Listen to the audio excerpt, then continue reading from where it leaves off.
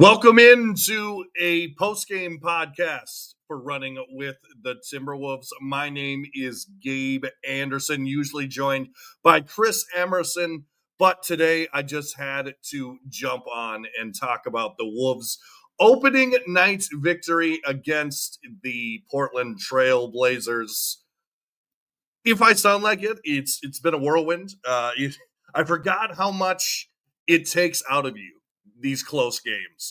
I would love some Wolves one-sided blowouts in the near future, but tonight that's not what's in the cards, and what an entertaining game. I mean, what can you say? Anthony Edwards was fantastic tonight and really just kept us out of a hole. It was another one of those games where if Anthony Edwards doesn't play, there's a chance we lose by 10 or 20. But Anthony Edwards just makes so much of a difference. Now, that's probably not fair because who knows what Randall does as the number one guy. I thought Randall was great tonight. By the way, make sure to like, share, and subscribe on YouTube. Tell a friend that you can share the link right now. Tell somebody that we are going live. And we're going to talk for, I would say, 15, 20 minutes now. I'm actually really on the tired side, but I realized that I probably couldn't sleep if I didn't go live right now. And just, wow, Anthony Edwards, what a start to a season. A season opener for the ages, 41 points. In fact, Anthony Edwards is the second leading scorer in the league right now at 41 points per game. Of course, number one is Luka Doncic. Is that sustainable? I'm not going to put it past him. No, it's probably not. But a heck of a opener for Anthony Edwards, who, I mean, really made up for a lot of mistakes tonight. I mean, the Wolves had, I believe, 18 turnovers. The Portland Trailblazers were definitely super scrappy tonight. I think they must have watched last week's game or the NBA Finals of the Oklahoma City Thunder and some of the defense that them and Houston were playing, kind of full course, and thought, yeah, let's try it. Why not? Let's give everyone, particularly a team that just went to 2 straight Western Conference Finals, let's give them our best shot. Let's put Tamani Kamara and some of our young, scrappy guys, and let's see if we can cause some havoc. And they really did tonight. They had us on the ropes. I mean, stuff we got to clean up. The turnovers tonight was not good. 19 turnovers. And then, of course, 6 from Dante DiVincenzo. I know it's crazy. I usually don't go live twice in one day, but it's just how it worked out tonight because it's just so much excitement in the air. And yes, in case you're wondering, I am in the Central Time Zone. So it's not like I'm in the West Coast and it's only, 10 o'clock right now? No, it is past midnight, and I appreciate you jumping on and listen to me talk Wolves a little bit. If you want to join the conversation, you can leave a comment. I'm looking at the live stream comments as well. But yeah, the guy that we were excited about because he joined the starting lineup, Dante DiVincenzo, not great tonight, although he started good. I mean, we saw the vintage Dante DiVincenzo. He had a steal, hit a 3, hit a little mid-range shot, and okay, here comes Dante. But the Wolves just could not handle the pressure tonight, particularly in the first half, and even the second half in general. Just could not handle Portland's pressure. And honestly, if they get a motivated Jeremy Grant, no, this is not a Portland Trailblazers podcast, but if they do get a motivated Jeremy Grant, I think that Portland could do some things. I talked about that in a video you can watch in our season preview on the same channel, but I really do think that Portland can do some things with some of the guys they got. I like Shaedon Sharpe as a scorer. I don't think he had a great night tonight. Donovan Clingan, I believe last time we were in Portland, that back-to-back, which I consider, I've talked about it on this channel, the low point of the season.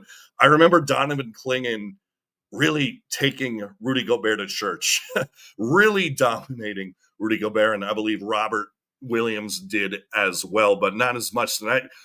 Rudy Gobert, he got a lot of flack from people. I mean, obviously the rebounding wasn't there, but I mean, some big offensive rebounds. He only had 6 rebounds, but I mean, he had that big putback.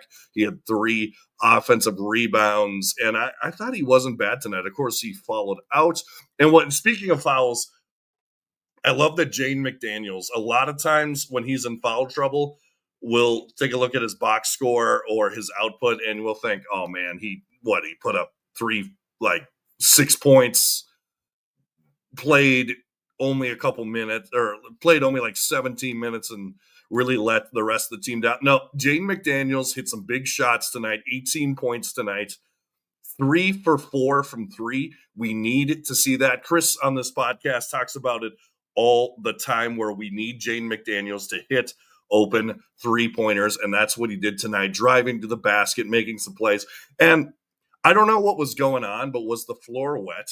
I feel like the floor was wet tonight because people were falling all over the place. Julius Randle lost his shoe one time. He fell at least 3 or 4 times, but thankfully was able to get the pass off in tight quarters, and it ended up working out for the Wolves a couple times. But man, I think the floor was slippery tonight. I mean, the Wolves, when you shoot 50% from 3 and make 15 threes, you should win most of those games.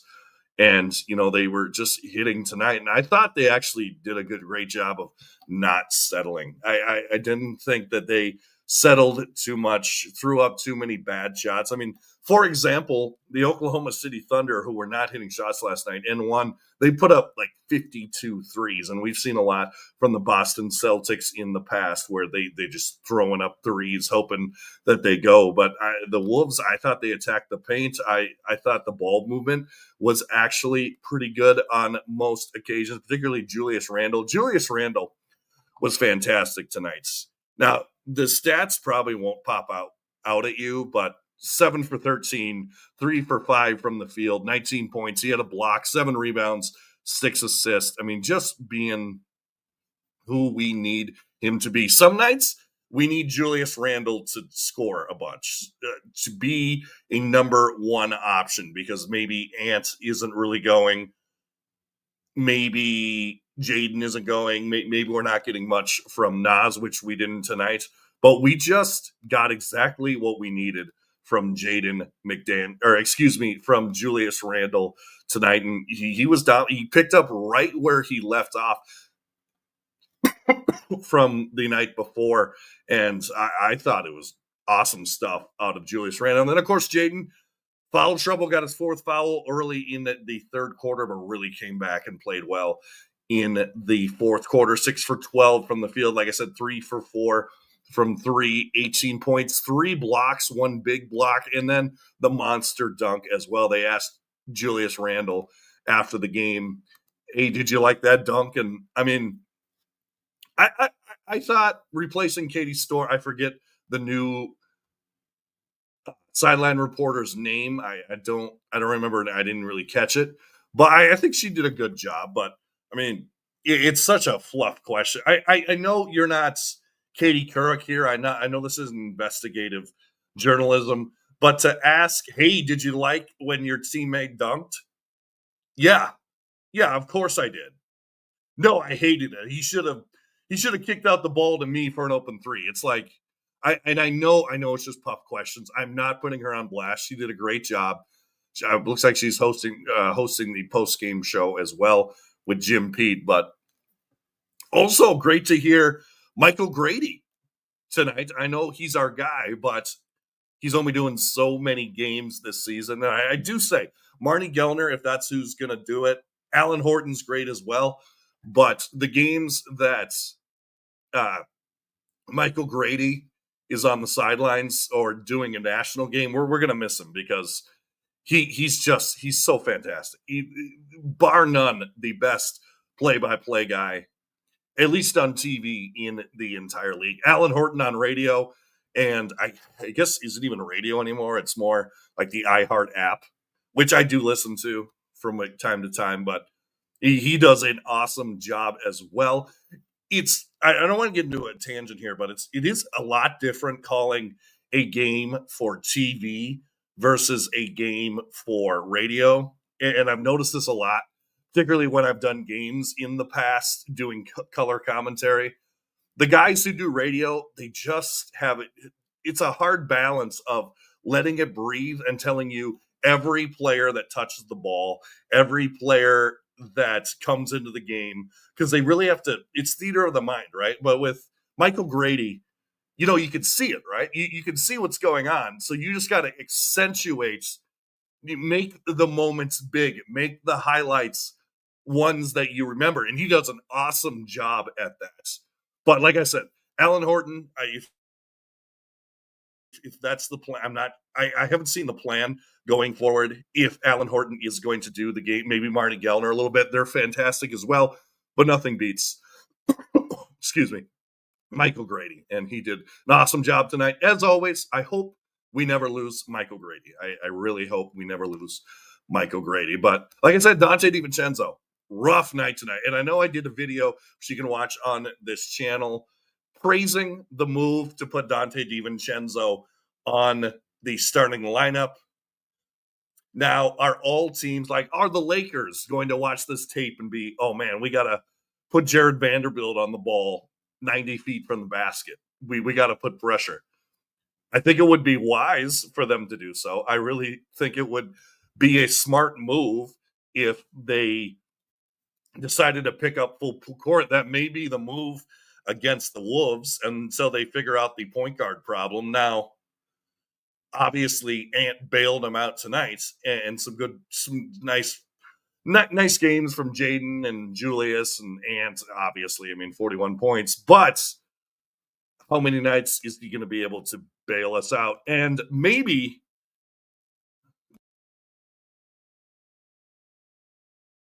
the answer is that Julius Randle, or excuse me, Anthony Edwards can bail us out a lot of nights. I mean, he does seem to do that a lot. But anyway, fun night for the Wolves tonight. I thought that the quote-unquote, it was exactly the way that I thought it was going to go.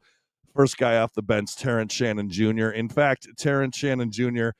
ends up playing in the fourth quarter as well, which interesting down the stretch. We even saw Bones in the fourth quarter as well. We got into the bone zone, which you love to see that. And like I said, we've been talking about it on the podcast. I had a hunch Chris Finch, if he needed a guy off the bench, almost a de facto point guard. I had a feeling, particularly in a close game to set the tone for the season, I had a feeling that he was going to put in Bones Highland before Rob Dillingham, particularly when Rob Dillingham, it's just had a rough summer league, wasn't too impressive in the preseason. I mean, he had some moments, but a lot of them were against the Long Lions. Let's be honest, guys. I don't know about Rob Dillingham, but Terrence, I mean, making plays. He had that nice steal.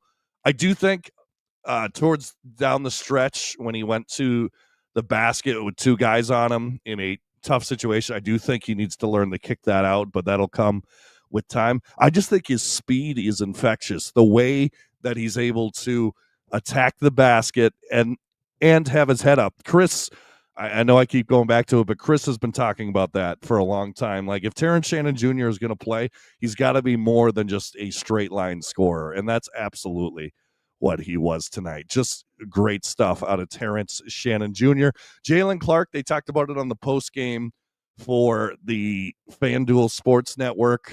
Jim Pete was talking about it. He said that Terrence Shannon Jr., or excuse me, Jalen Clark wasn't fantastic, but at least on a stat-wise point, but he was pretty good. He did his thing. He was disruptive. You're good for at least one or two just straight up hustle Jalen plays a game, and we definitely got that tonight from Jalen Clark. Again, Terrence Shannon Jr., fantastic. Mike Conley, he made 1-3. Really, I mean, if you look at the bench, Naz Reid, I mean, he got in at the end, but really didn't play much of the fourth quarter. Definitely out of vogue. I thought that Portland did a great job attacking Naz Reid when he was the big man in the paint. And I thought they exploited Naz Reid a little bit defensively. And then, of course, if Naz isn't hitting 6 points, 2 for 4 from the field, 0 for 1 from 3, I mean, not much. He's contributing too much on the defensive end. Anyway, this is the Running with the Timberwolves podcast. Make sure to like, share, and subscribe on YouTube. Give us a 5-star rating on Spotify and or Apple. Check out our sponsor, 612 Tees. Use promo code RUN25 to get 25% off your first purchase. We'll see you in the coming days. And as always, go Wolves.